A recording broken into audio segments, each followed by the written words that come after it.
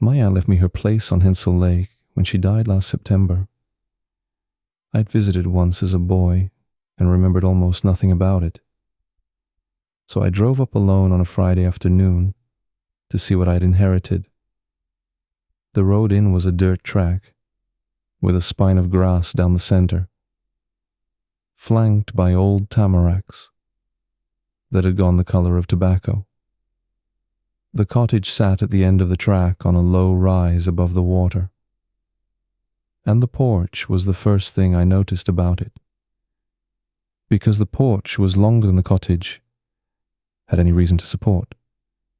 It ran the full width of the front wall, and then kept going.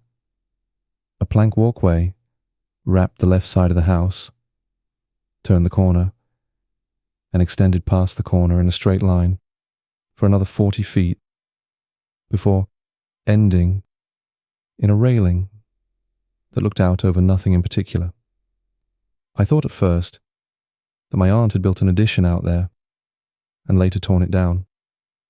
The posts looked the right age. The wood was silvered and cupped. When I stepped onto the boards, they held me without a sound. Inside, the cottage was small and tidy and smelled of pine sap. There was a single bedroom, a kitchen with a hand pump at the sink, and a note on the counter in a handwriting that was not my aunt's. The note said, "After dark, do not look down the porch. It keeps going." I looked at the note for a long time. Then I looked through the cupboards for more notes, because that is the kind of person I am. There were none. There was a box of tea, a jar of honey, and 6 matching coffee cups hanging from small brass hooks. I made tea. I carried the note out to the porch and read it again in the afternoon light. The porch ended where it had ended an hour earlier. Past the railing, the ground sloped into a tangle of ferns and the lake sat below that, gray and unreflective.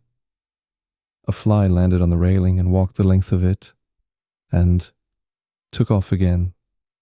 I put the note in my pocket and went inside and forgot about it until dusk. At dusk I was washing the cup when I heard a chair rock. It was the soft, hollow knock of wood on wood, the specific sound of a rocking chair tipping onto its forward runners and then back. It came from the direction of the side porch, past the corner of the house. I held very still. I was not a nervous man. I had lived alone for 11 years, and I knew the sounds my own body made in a quiet kitchen. The rocking went on for 6 or 7 beats, and then paused. Then it started again, but further away. I stepped out of the kitchen and onto the porch. The sun was almost down. The air smelled of the lake. I told myself I would walk to the corner and look, and that whatever was there, I would deal with the way a reasonable adult deals with things. I walked to the corner. I looked. The porch kept going. It kept going in a way that was not possible, because I'd seen it end that afternoon at 40 feet, and this porch did not end. It stretched away from me under a ceiling I could not see, lit by no light I could identify, and along its left railing sat rocking chairs. Not many at first. 3, then 4. Then as my eyes adjusted, a dozen. Each chair held a person. The person closest to me was a woman in a flowered dress, her hands folded in her lap, her face turned toward the railing. She was rocking. So was the man behind her.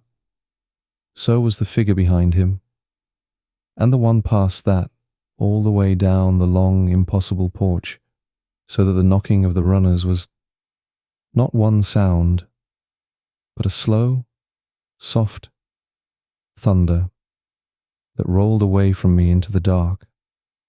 None of them looked up. I do not know how I knew that none of them would look up even if I screamed, but I knew it. I backed into the kitchen and closed the door, and slid the bolt and stood with my back to the wall. The rocking continued through the night.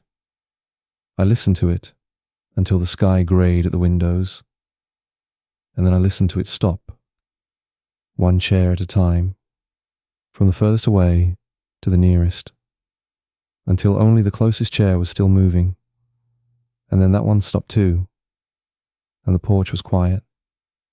And when I looked through the window, the side porch ended at 40 feet, and the sun was coming up over the lake. I drove back to town that morning and rented a room at the motel by the highway. I called a realtor. I told her I wanted to sell the cottage site unseen to the first buyer who would take it. And I told her I was willing to lose money on the sale. And she said she would do her best. She called back 2 days later to say that the listing had been pulled from the system. She said this as if the system had done it on its own. That night at the motel, I heard a chair rock at the foot of my bed.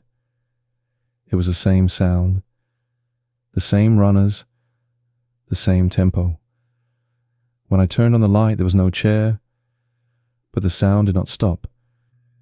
It moved during the following week, from the motel room to my car, on the drive home, from my car to the hallway of my apartment building, and from the hallway into my own kitchen.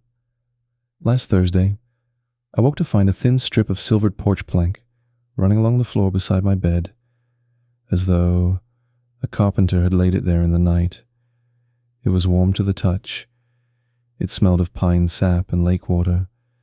I pried it up with a butter knife and threw it into the dumpster behind the building. And when I came back upstairs, there was a second plank beside the first. I am writing this from the cottage. I drove back here yesterday because I did not know where else to go. The porch is longer today than it was when I arrived. I have measured it. It was 40 feet, and now it is 48, and the new 8 feet has a rocking chair on it, and the rocking chair is mine from my apartment in the city, the one my mother gave me when I was 19, and I do not know how it got here. I have made tea. I have put the note back on the counter exactly where I found it, because whoever comes here next is going to need it more than I did, and because I am beginning to understand that the note was not written by my aunt either.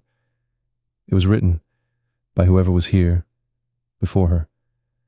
The handwriting changes a little every time I look at it. It has begun to look like my own. The sun is almost down. I can hear the runners on the far end of the porch already, starting up their slow knock. I do not think I will be able to stay away from the corner tonight. I do not think any of us could, in the end. That is how the porch feels. If you're reading this in the drawer of the kitchen where I am about to leave it, do not go to the corner.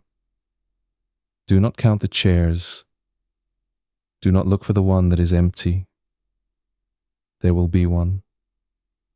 There is always one. It is the chair that is still warm.